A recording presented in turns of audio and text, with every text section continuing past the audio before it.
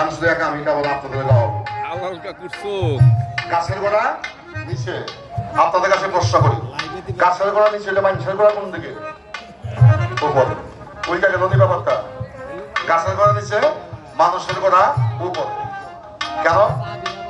এই মাথার উপরে কিছু নেই লামকা এটা কিচ্ছু নাই এখানে হাত দেবেন কপাল লাগবে